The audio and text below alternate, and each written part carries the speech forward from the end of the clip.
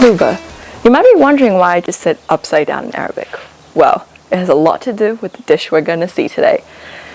The person who's going to make this dish is also a candidate of Mrs. Universe 2022. She's not only an amazing cook, but for the people who know her, she's also the go-to person for birthday cakes.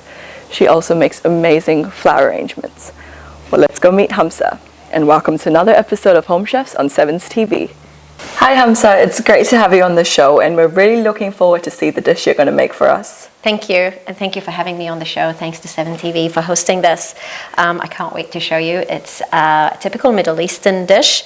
I wouldn't say the easiest. It does take time, but it sure is delicious. Well, I can't wait. Let's get started. For the maqluba, we'll just run through the ingredients. You'll need chicken. You can do it vegetarian, or you can do it with beef or whatever meat that you like. Eggplants, potatoes, tomatoes, onions, rice. And then for the spices, you'll need salt. You'll need bay leaves. I love bay leaves. I use them for everything. I also use stock cubes. I find them that they have more flavor than the liquid stock. Allspice, mixed spice. You can use masala if you want. It depends on how spicy you want. And oil for frying. So that's basically all, and the amounts depends on how big you want it to be. But I think SevenzTV will put the recipe down with all the ingredients and the measurements for you. So the first step we will do is cook the chicken because it takes the longest, and then we need the broth from the chicken to cook the rice with. We don't want to leave it uncooked when we assemble the dish because the chicken takes the longest and nobody wants to eat raw chicken, trust me. So what I do is I literally peel that skin off. So after you do that, cut all the fatty bits out. Yeah, nice and clean. And you can place that in the pot. And then you can get drumstick, you can get the thigh, you can get the breast. I just find if you have bones in there, it kind of gives it different flavor and it's more flavorsome from the bones. So you place that in there. And then you need to boil it. So you add some water just to cover the chicken. Yeah, that's about a cup, almost 2 cups. Salt, bay leaves. Love cooking with bay leaves. And like I said, cubes, and this is a chicken one. I like to mash it a little bit. And don't forget your spices. We call Bharat in Arabic. Mixed spice, allspice, masala, whatever you want. Be generous with it. That's what gives it the flavor. My mother's probably watching this and thinking, what are you doing? Don't do that. Sorry, mommy. Give it a little bit of a stir. Make sure it's all covered. And then you pop it on the stove and let it boil for about 20-25 minutes or so. It depends on until the chicken is cooked. So while the chicken is boiling, you prepare your veggies. I have a potato here that's already peeled. Now when you cut it into discs, but don't cut it too thin. What you are going to do is you're going to fry it after. Not cook it so much, and then when you stack it, if it's too thin, it's going to get mushy and it's kind of going to get lost within the dish. But if you keep it nice and thick discs, when you flip it over, you can actually see the layers. So this is the thickness, if you can see. That would be good. So you do that with all the potatoes, however many you are making. There.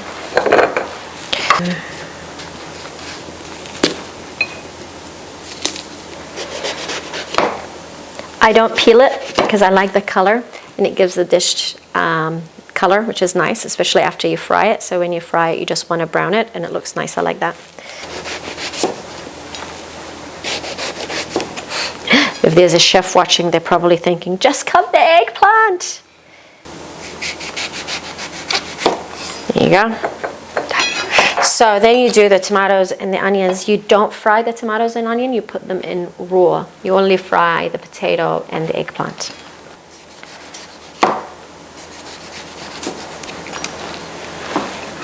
There you go. So we'll cut that.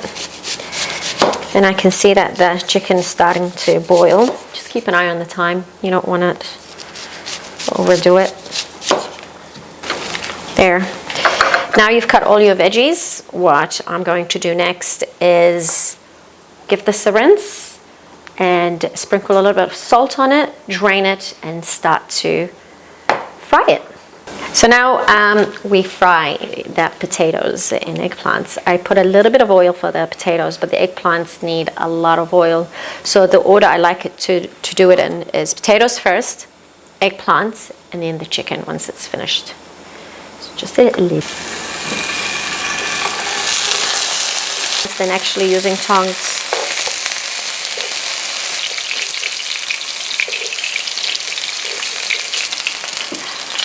After I fry them, I prepare a plate and put some paper towels on it to absorb all the oil. Now if you have space in your pan, add the eggplants. Just be careful because they have a lot of water.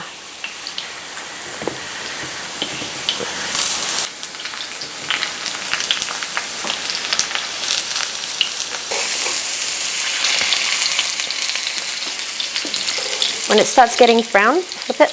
You just really want it for color. See, the eggplant take a lot of oil. I literally have none left in the pan. And they get really soft when you fry them, and that's why you cut them in thick disc. You need to top up oil. Yeah, so it starts getting brown.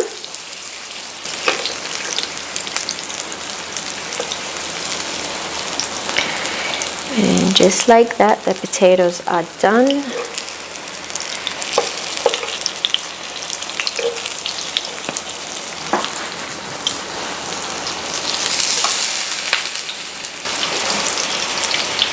Eggplants,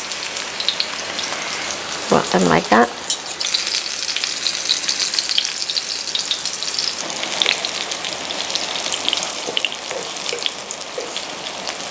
Food always tastes better when you take your time and cook it with love. It also tastes better when someone else cooks it.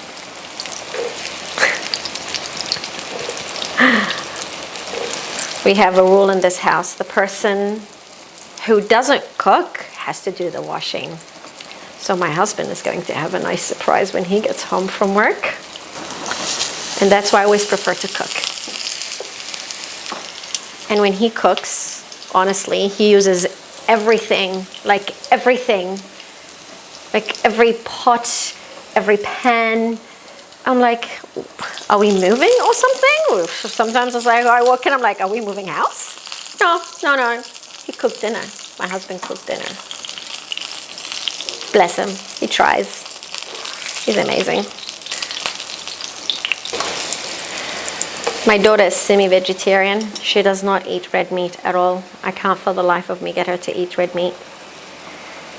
My son, he's a boy. He eats everything you put in front of him, which is great, just like my husband. But my daughter is super picky. Rice. They love rice. They would eat white rice, breakfast, lunch, and dinner, which is amazing. It's good. Okay, now the veggies are all cooked. We'll drain the chicken and fry it. So now that the chicken is all cooked, you want to strain it. Keep the broth. You don't want to throw that. And then I got the rice. I cleaned it, and then what I do is I'll put this here to fry. You want to fry this just to give it color like you did with the rest. You're going to cook the rice with the chicken broth, and trust me, it tastes really, really nice. So don't put any oil or any salt or anything in your rice, because everything is here in the broth. And then we'll put that to boil. And then once the rice is done and the chicken is fried, we can assemble our dish. So I think the chicken is ready. You want it nice and brown. Again, paper towel, my favorite friend. Oh my god, this smells absolutely amazing, and I can't wait to see what it turns out to be like. Also, while it's cooking, I've heard you're really good at floral arrangements. Yeah, I used to be a wedding planner, event planner, and a florist for 5 years. I had my own business. Oh, wow. So I've learned a thing or two. All the flower arrangements you see in the house, yeah, I've made them. So can you show us? Absolutely. Cool. Yeah. So can you tell us what all of this is for? All right, so you go shopping, you go to supermarket, you go, a fair, whatever, and you see flowers that you go, oh my God, I love those. I want to get them, but they're going to die in a couple of days. I can actually, and I have made flowers last up to 5 weeks. That's impressive. I know. It's just how you take care of them. Everything with love lasts. You just gotta take care of them. So, sugar, best flower food. Oh, really? Yeah. So you don't need to go buy flower food. All you need is a teaspoon. Oh, okay. Of sugar, just like Sugar. straight up sugar. Yeah. Just like that. Ice is the key ingredient. And then cold water. Oopsie. Right? So that's just ice, water, and sugar. Yes, that's it. So Okay. clean the vase, sugar, cold water, ice, and then you clean your flowers.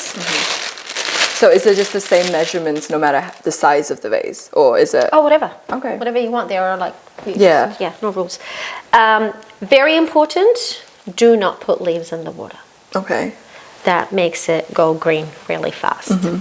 And always cut your stem on an angle. Okay. And that way, the flowers will get more water. Right. And also, if you want, you know how there are like dead petals on the outside? You can Yeah. take those, you can pick them. Don't completely strip it. Now, there is a trick that florists use, is that if you have a closed rose and you want to open it, flip it upside down and just twist it a little bit, as it did, and then it will open up. Oh, wow. That looks really cool. Those roses are small, but with the big ones, you can actually... And just like blossoms. Yeah, they'll actually open up. And that's it. You can have a go if you want. Yes, You can please. cut the petals. So it's just the Just dry. just the dead ones, if there are any. If there aren't, no need. And then the leaves as well? No, if it doesn't touch the water, leave it. If it touches the water, Okay, so like that that one, one. yeah. And every time you change the water, cut this. Okay. 'Cause it Oh, gets- okay. So you'd reduce the size. Yeah.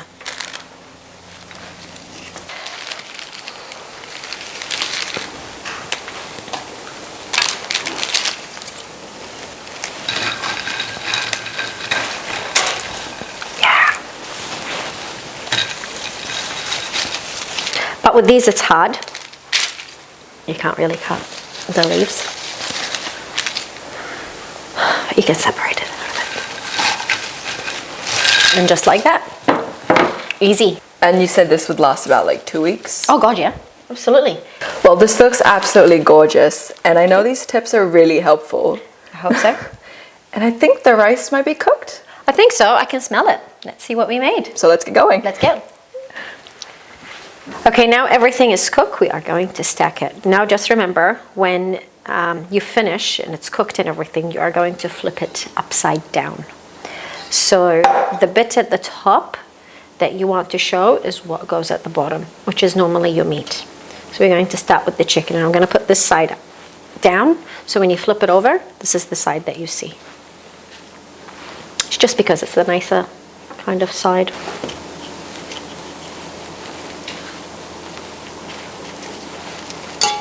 And then after that, I will add the potatoes. There's no set rule in which order it goes in, but leave your soft items till the end so they don't get mushed by everything else, like your eggplants, for example, and your tomatoes.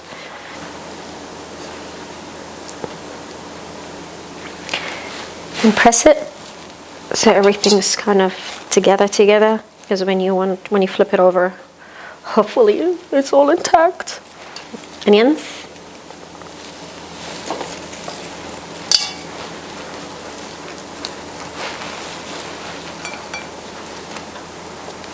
And then I'm going to do my tomatoes.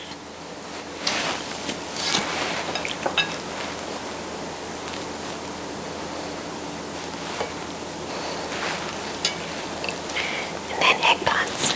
Yeah. And you don't have to use it.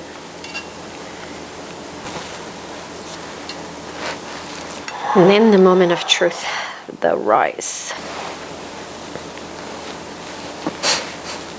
My mommy's looking, and if she's probably watching, she's thinking, what are you doing, girl? That's not how I told you to do it. What are you doing?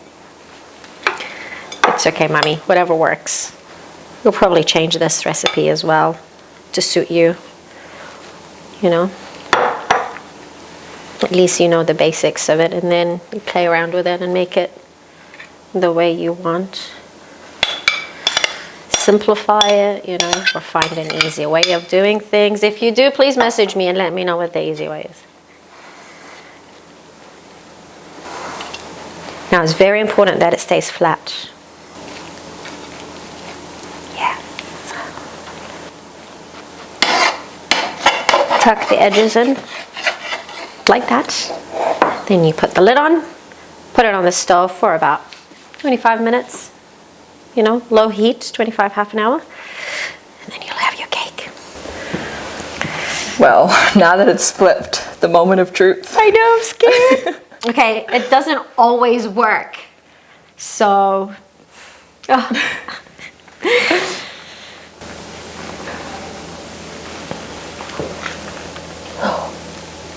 Oh, ta-da!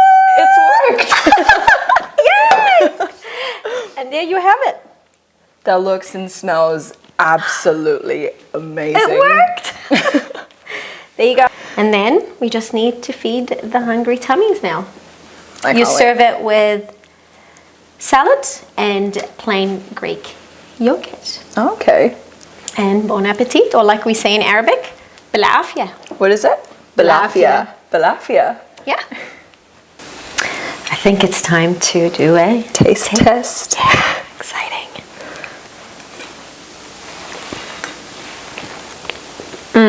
Yeah. Good? Very good. Yeah, because I passed the test. It looks absolutely amazing and it smells so good. So stay tuned for more such exciting episodes and recipes on Home Chefs on SevenzTV. Until next time, this is Bharati signing out.